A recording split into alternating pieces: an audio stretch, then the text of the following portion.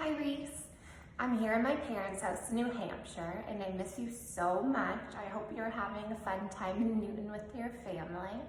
Today I'm going to read you a story about two of your favorite things. It involves Curious George and chocolate. I think you're really going to love this story and I picked it just for you. Curious George Goes to a Chocolate Factory. Written and illustrated by Margaret and H.A. Rave. This is George. George was a good little monkey and always very curious. One day, George went for a drive with his friend, the man with the yellow hat. "Look, George," the man said. "There's a store in that chocolate factory up ahead. Let's stop for a treat." George loved chocolates. Inside the store, boxes of chocolates were stacked everywhere, but the man with the yellow hat found his favorites right away. "George," he said, "wait here while I buy these, and please stay out of trouble." George looked around the store. He saw chocolate-covered cherries and fudge-flavored lollipops, and a chocolate bunny caught his eye. Then something else caught his eye. What were all those people looking at? George was curious. He climbed up to get a better look. Through the window, he saw lots of trays filled with little brown dots. What were all those little brown dots? George was curious. He found a door that led to the other side of the window. The little brown dots were chocolates, of course.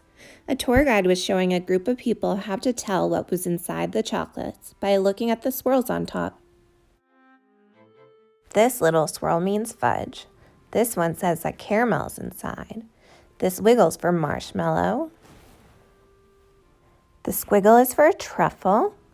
This one is for nougat. The sideways swirl is for orange fluff.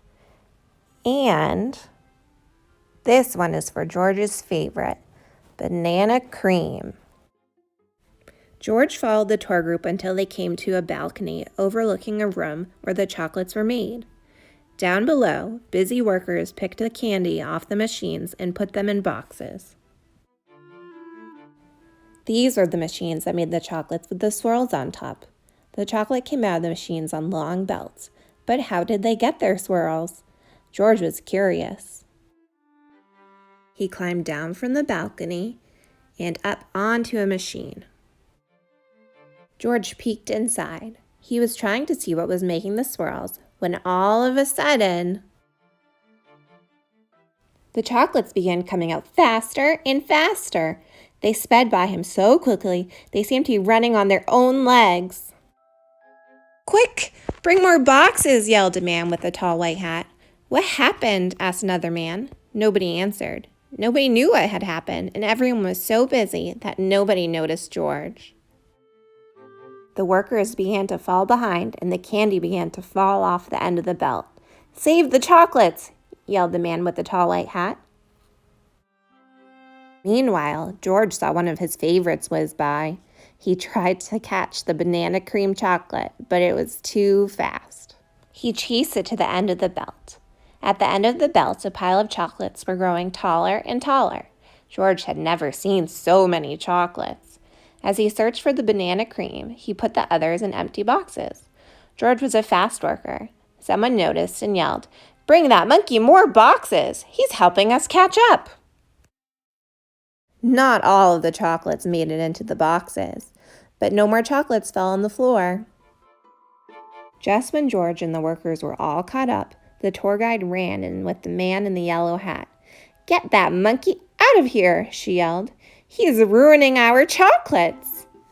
"But this little monkey saved the chocolates," explained the workers.